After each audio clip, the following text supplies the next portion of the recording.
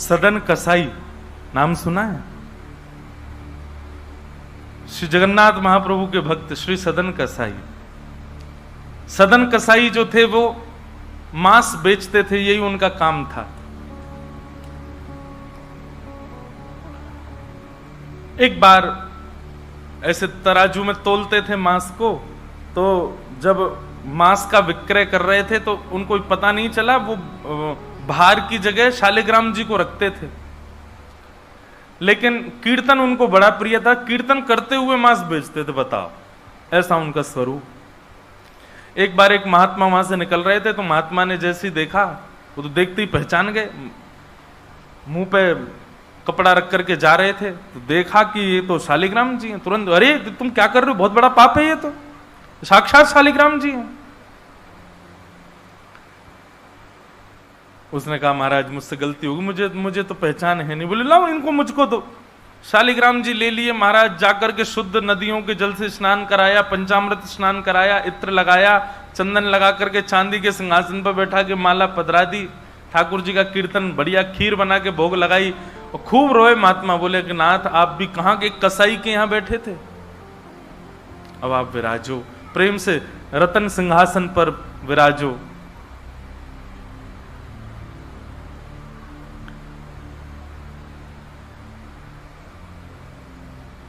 ठाकुर जी विराज गए। रात्रि को महात्मा के स्वप्न में आए और स्वप्न में आकर के बोले सुनो, सुबह होते ही हमको ले जाओ और हमको वो सदन कसाई के पास छोड़ के आओ। महात्मा बोले वहां प्रभु मांस बेचता है, वो आपको तोलता है, तोलने के लिए भार बना करके रखता है, आप उसके यहां क्या करेंगे? ठाकुर जी कह रहे हैं हम जितना कह रहे हैं उतना करो बस। बोले नाथ ये तो वेद विरुद्ध हो जाएगा, ये तो शास्त्र विरुद्ध हो जाएगा, मैं आपको कैसे वहां छोड़ के आ सकता हूं? आपको वहां क्या सुख मिल रहा है? वो शुद्ध नहीं, पवित्र नहीं, उसका स्थान अच्छा नहीं, मांस विक्रय करने वाला व्यक्ति, महापापी व्यक्ति, वहां क्यों जाना है आपको? ठाकुर जी बोले कहीं पर हमको स्नान करने में सुख मिलता है, कहीं हमको सिंहासन पर बैठने में सुख मिलता है, कहीं भोजन करने में सुख मिलता है, कहीं माला पहनने में सुख मिलता है, सदन कसाई के हमको लुढ़कने में सुख मिलता है। उसके तराजू में जब वो तराजू से तोलता है तो हम इधर उधर लोटपोट होते हैं, हमको उसमें बहुत आनंद आता है, हमको छोड़ के आओ उसके पास ही। और वो मांस विक्रय करता है, चलो जो भी है, लेकिन जब उसके यहाँ तोला जाता है और वो तोलते समय हम लुढ़कते हैं तो वो कीर्तन गाता है, वो मुझे बहुत अच्छा लगता है, मुझे उसके पास छोड़ के आओ। न जाने कौन से गुण पर दयानिधि रीझ जाते। कभी कभी हमको ऐसा लगता है कि कुछ ना कुछ करते रहो बंधुओं, किसी से तो रीझ जाएंगे ठाकुर जी, कभी तो रीझेंगे, कभी तो उनको कोई ना कोई चीज तो भाएगी हमारी। इसलिए आशा मत छोड़ो, लगे रहो, कुछ ना कुछ करते रहो। पर एक बात, चतुराई से नहीं, जान करके नहीं, बिना जाने भोले बनकर, सहज बनकर के करते रहो, ना जाने किस भाव से रीझ जाए। सदन कसाई के पास महात्मा वापस आ गए और आकर के शालिग्राम जी देने, सदन कसाई बोलो नाथ यहां क्यों ले आए इनको दोबारा, यहां तो मांस बिकता हूं मैं, बहुत गंदा स्थान है ये। बोले धरो इनको अपने पास ही। ठाकुर जी रात में स्वप्न में आकर के कह के गए कि उनको तुम्हारे संग ही रहना है। मुझे कथा पढ़ते समय लग रहा था सदन कसाई की क्या स्थिति हुई होगी जब महात्मा ने कहा कि ठाकुर जी ने स्वप्न में आके कहा कि उनको तुम्हारे पास ही रहना है। हाथ पांव कांपने लगे, नेत्रों से अश्रुधार गिरने लगे सदन कसाई के।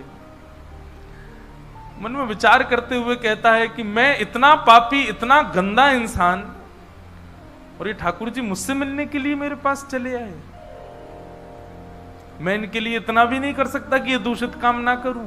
ज्यादा से ज्यादा क्या होगा, भोजन ही तो नहीं मिलेगा मुझे, धन ही तो नहीं कमाऊंगा, लेकिन इससे बड़ा और धन क्या चाहिए कि ठाकुर जी मेरे से मिलने के लिए व्याकुल हो रहे हैं। उसी समय सदन कसाई ने अपनी दुकान बेच दी, सब काम बंद कर दिया और बस अपने ठाकुर जी के लिए जीवन जीने लगा। आप मुझसे मिलने के लिए तड़प रहे थे नाथ, अब मैं तड़पूंगा आपसे मिलने के लिए, मैं आऊंगा आपसे मिलने के लिए। और निकल पड़े सदन कसाई जगन्नाथपुरी की ओर। पूछा लोगों से, कहां है पुरी? लोगों ने दिशा बता दी।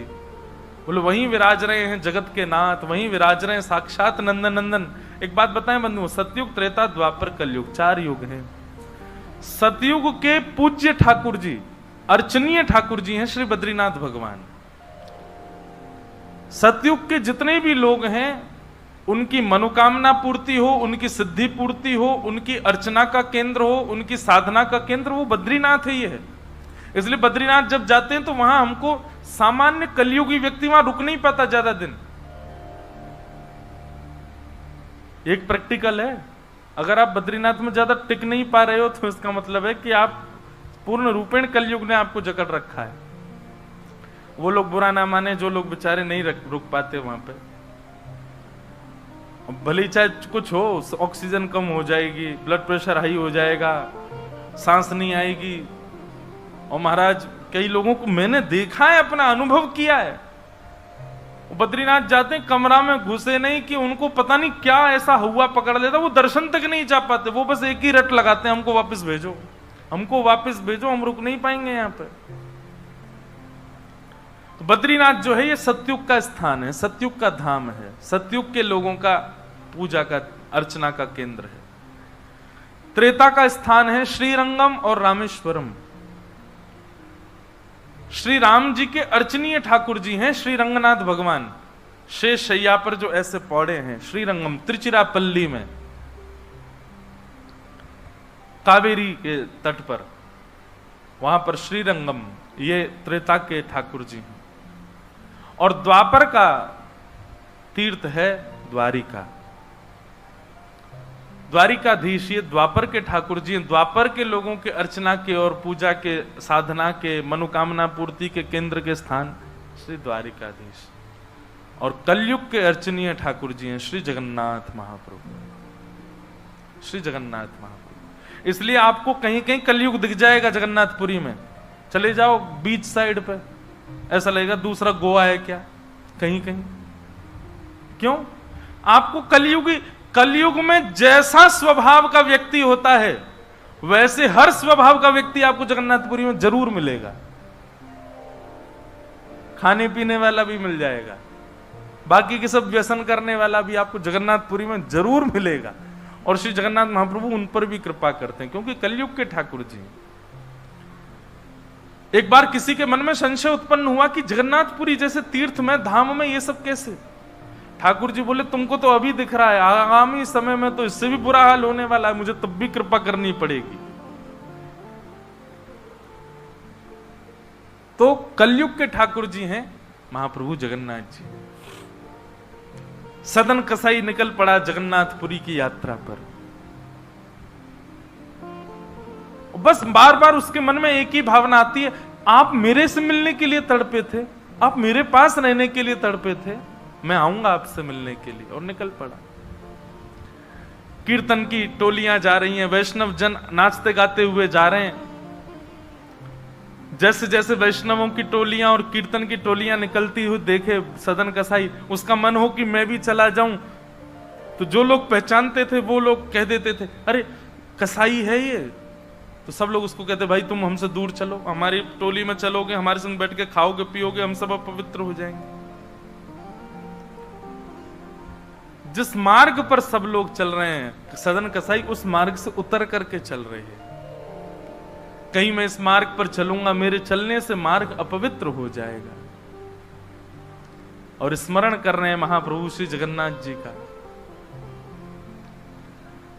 चलते चलते बंधुओं, मुझे ऐसा लगता है आजकल तो ऐसे चित्र हो गए हैं, हम लोग कहीं भी दर्शन कर लेते हैं महाप्रभु जी का।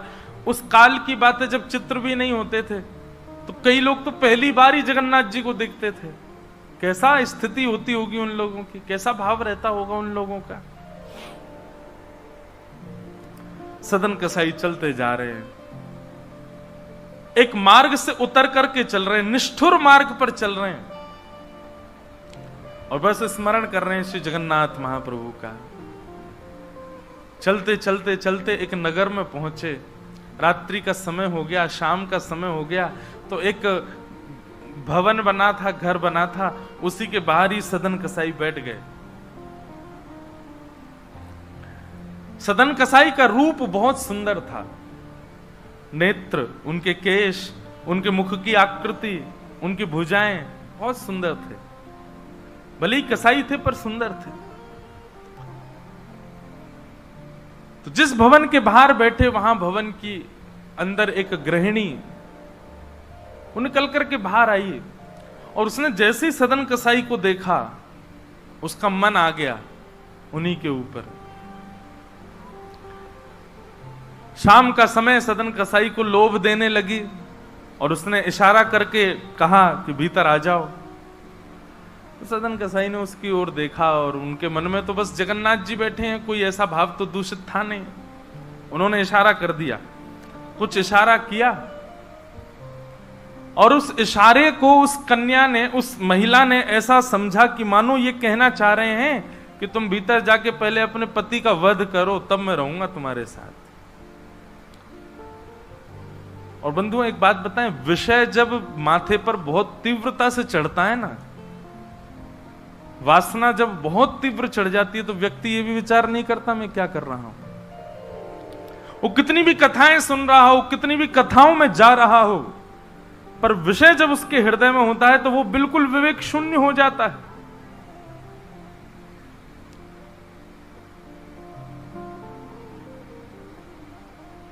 विषयों का मतलब, विषय भोगने से पाप कम लगता है, पर विषय जब सिर पर हावी होता है तो उस समय जो हम विवेक शून्य हो जाते हैं, उससे पाप ज्यादा लगता है हमको। विषय हावी हो गया उस माता के, भीतर जाके उसने अपने पति का वध कर दिया, मार दिया। और बाहर आकर के सदन कसाई से कहा, अब तो चलो, मैंने अपने पति को मार दिया, चलो मैं और तुम ब्याह कर लेते हैं। सदन कसाई बोला, देवी ये तेने क्या किया? मैंने तो नहीं कहा था कि तुम मारो।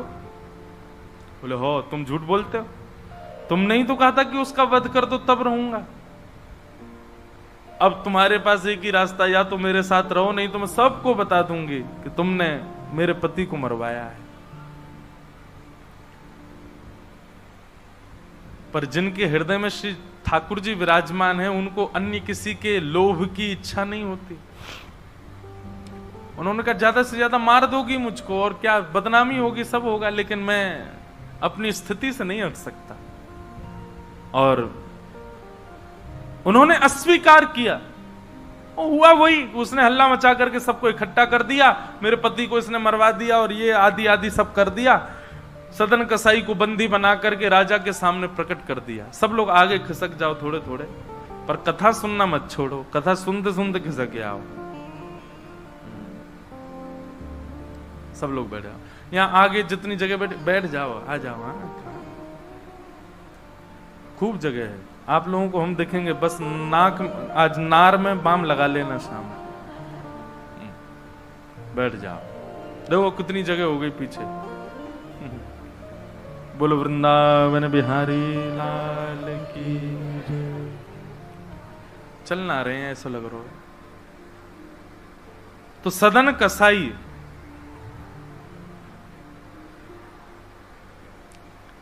उसने, देखो ये बात करने को किसने कहा आपसे? आपस में बात नहीं करो, इधर देखो सब लोग, कथा सुनो, बस खिसक के बैठ जाओ चुपचाप। श्री जगन्नाथ महाप्रभु की। तो सदन कसाई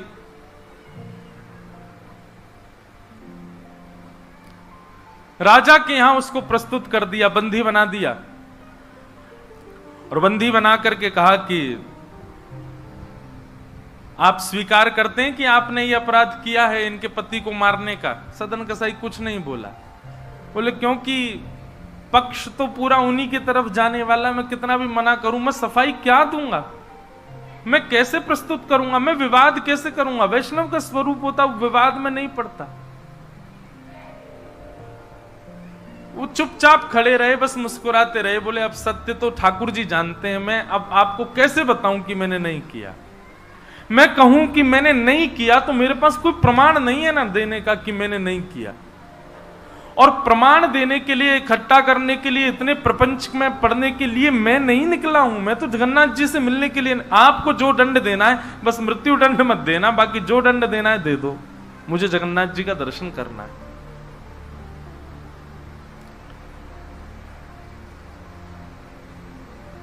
राजा ने सदन कसाई की बात तो मानी कि मृत्यु दंड तो नहीं दिया, पर कहा कि जिन हाथों से तुमने उस व्यक्ति का वध किया उन हाथों को हम काट देंगे। सदन कसाई बोले मैंने एक बार एक कथा में सुना है कि श्री जगन्नाथ जी की भी भुजा नहीं है, लो काट दो। जैसे मेरे स्वामी वैसा मैं, और अपनी दोनों भुजाएं आगे कर दी। मेरे स्वामी भी तो ऐसे ही रहते हैं। अच्छा, एक बार की बात है, गोस्वामी तुलसीदास जी दर्शन करने गए जगन्नाथ जी का, और जैसे ही जगन्नाथ जी को देखा तुरंत नेत्र बंद कर लिए। बोले राम राम राम राम जी, मैंने क्या देख लिया। तुरंत बाहर निकल करके आए, भागे मंदिर से दूर। किसी ने रोका, बोले क्या हो गया गोस्वामी जी? बोले ये मेरे ठाकुर जी हैं ही नहीं। कैसे ठाकुर जी? इनकी तो आंख पिघल गई, मुख पिघल गया, हाथ पिघल गए, पैर है नहीं, ये मेरे ठाकुर जी कैसे? मैं तो अभी रात में तो कहीं नहीं जा सकता, पर सुबह होते ही चला जाऊंगा, मैं जीवन में कभी नहीं आऊंगा। इतने ज्यादा भयभीत हो गए। रात्रि में गोस्वामी जी जैसे ही सोए तो महाप्रभु जगन्नाथ जी उनके स्वप्न में आए, धनुष बाण हाथ में लेकर के राघवेंद्र सरकार प्रकट हो गए। बोले भगवान, ये मैंने आपका कैसा दर्शन किया? आपकी भुजा नहीं है, आपके चरण नहीं है, आपके कान नहीं है, आपका मुख पिघला हुआ, नेत्र ऐसे बड़े बड़े, ये ऐसा रूप क्यों है आपका? बोले तुम्हारी वजह से है। गोस्वामी जी बोले मेरी वजह से? बोले हाँ, तुमने मानस जी में लिखा है, बिन पग चलहि सुनहि बिन काना। वो बिना पैर के चलता है परमात्मा, बिना कानों के सुनता है।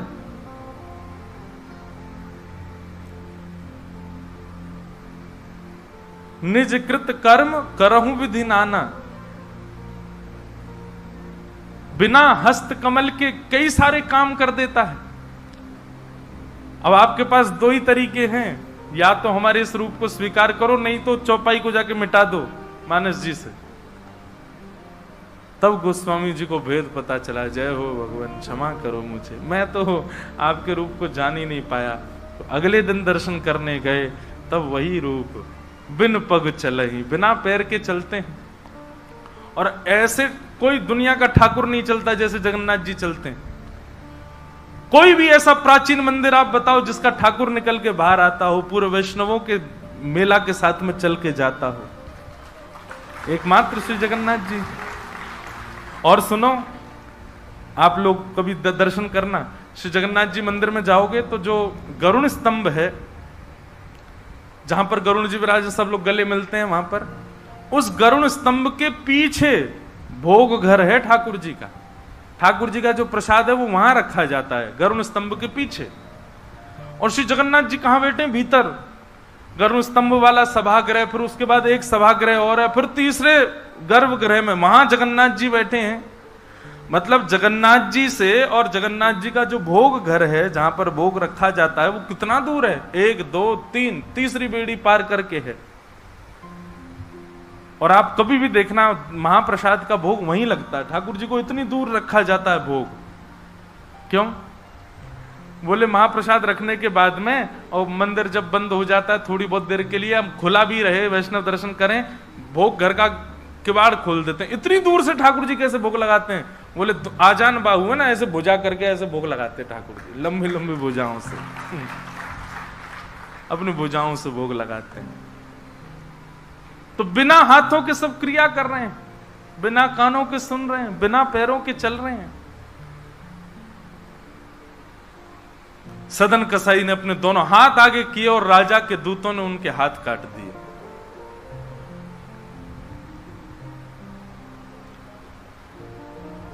पीड़ा में नहीं है, प्रसन्नता में है। आंसू तो निकल रहे हैं नेत्रों से, पर प्रसन्नता के आंसू हैं कि नाथ आपने किसी रूप में तो मुझे स्वीकार किया। चलते जा रहे हैं, रक्त बह रहा है दोनों तरफ से। बस रास्ते में एक ही प्रार्थना कर रहे हैं, नाथ है तो ये शरीर ही, और यही माध्यम है मुझे आपके दर्शन का। इसमें जो ये पीड़ा हुई है, जो रक्त संचार हो रहा, रक्त जो निकल रहा है, बस इससे केवल ठाकुर जी इतना रक्त बचने देना भीतर कि मैं जगन्नाथपुरी पहुंच जाऊं, आपका दर्शन कर लूं, उससे पहले मेरे प्राण ना निकल जाएं। और चलते जा रहे हैं। ऐसी लगन हमको कभी नहीं लग सकती बंधुओं, इस जन्म में तो नहीं लग सकती। हम लोग केवल बड़ी बड़ी बातें कर सकते हैं, बड़ी बड़ी बातें सुन सकते हैं, ऐसे प्रेमी हम जगन्नाथ जी के कभी नहीं बन सकते।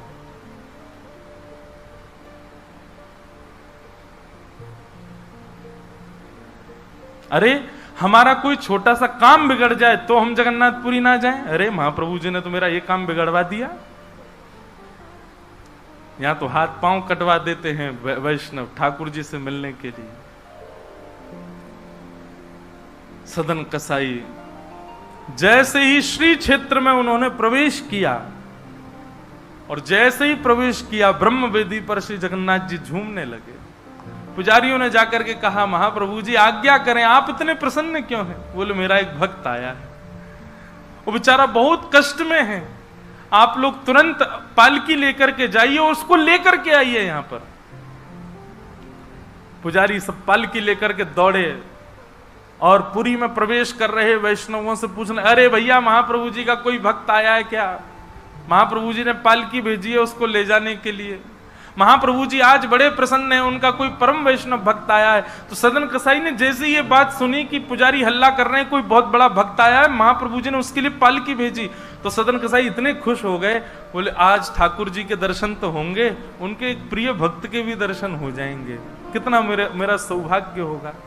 और रही बात, मैं तो बहुत बड़ा पापी हूं, मैं तो रास्ता भर यही सोचता आ रहा था कि मैंने इतना पाप किया, इतना मांस बेचा है जानवरों का, महाप्रभु जी पता नहीं मुझसे नाराज होंगे, पर आज लगता है कोई परम वैष्णव भक्त आया तो महाप्रभु जी का मूड बढ़िया होगा, आज प्रसन्न होंगे। तो प्रसन्न मुद्रा में ठाकुर जी बैठे होंगे, तब मैं दर्शन करूंगा तो मेरे सारे अपराधों को क्षमा कर देंगे। वहां तो भीड़ लग गई पालकी के पास में, बोले हम हैं परम भक्त, और वो सदन कसाई दूरी खड़े हैं, बोले इनमें से कोई होगा जो पालकी में बैठेगा, आज पहले उसको प्रणाम करूंगा फिर महाप्रभु जी को करूंगा। वहां तो इतनी भीड़ लग गई कि पंडा पुजारी पालकी लेके जान बचा के भागे वहां से, क्योंकि सबको लगता है कि हमसे बड़ा भक्त तो कोई है ही नहीं।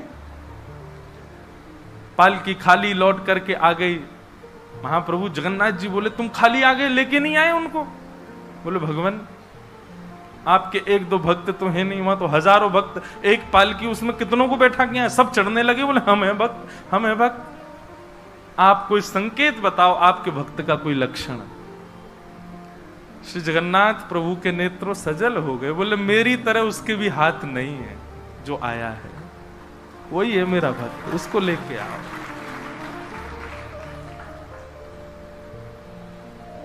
पुजारी पालकी लेकर के दोबारा गए, देखा तो जब श्री क्षेत्र आया ना, तो श्री क्षेत्र आते ही अब सदन कसाई चल करके नहीं जा रहे हैं, दंडवत करते हैं, लेट जाते हैं और फिर लेट करके उठते हैं, फिर आगे बढ़ के फिर लेटते हैं, फिर उठते हैं, दंडवती परिक्रमा की तरह भीतर जा रहे हैं। उसमें भी भुजा नहीं है उनके पास में, लेटते हैं तो उठते कैसे हैं ये देखने पर ही लोगों का हृदय द्रवित हो जाता है, और किसी से सहायता नहीं लेते। वो तो दूर चल रहे हैं ना, उस मार्ग पर ही नहीं चल रहे जहां सब चल रहे हैं। बोले कि मैं चलूंगा तो अपवित्र हो जाएगा मार्ग। एक सर्प के भांति जैसे रिगड़ के सर्प चलता है, ऐसे सदन कसाई आगे बढ़ रहे हैं, और प्रसन्न मुद्रा में मैं महाप्रभु जी से आज मिलूंगा। पुजारियों ने जाकर के जब उनकी स्थिति को देखा, कोई अपने नेत्रों के आंसुओं को रोक नहीं पाया। बार बार महाप्रभु जगन्नाथ जी को प्रणाम करें, कितने दयालु हैं नाथ, कितने कृपालु हैं आप। सदन कसाई को जाकर के पुजारियों ने उठाया, बोले चलो महाप्रभु जी ने तुम्हारे लिए पालकी भेजी। सदन कसाई बोले आपको कोई गलत सूचना मिल गई, मैं नहीं हूं वो भक्त जो इसमें। बोले नहीं तुम ही हो, ठाकुर जी ने आज्ञा करके भेजा है। सदन कसाई बोले अगर मैं पालकी में बैठा तो मेरे अभी प्राण निकल जाएंगे, आप सबसे प्रार्थना है मेरी, मैं महाप्रभु जी की आज्ञा स्वीकार करता हूं, मैं आपके संग चल दूंगा, लेकिन पालकी में नहीं बैठ सकता। चलने लगे। बस इसी बात से प्रसन्न है कि महाप्रभु जी ने मुझे स्वीकार तो किया। और जैसे ही सिंह द्वार पर पहुंचे और दंडवत करते ही जैसे ही श्री पतित पावन भगवान, सिंह द्वार पर ही श्री पतित पावन भगवान है, बाहर ही उनका दर्शन हो जाता है। उनको देखा, देखते ही बोले ये पतित पावन भगवान है, श्री जगन्नाथ जी के ही समरूप हैं। पहले इनका दर्शन करते हैं, फिर जगन्नाथ जी का दर्शन होता है।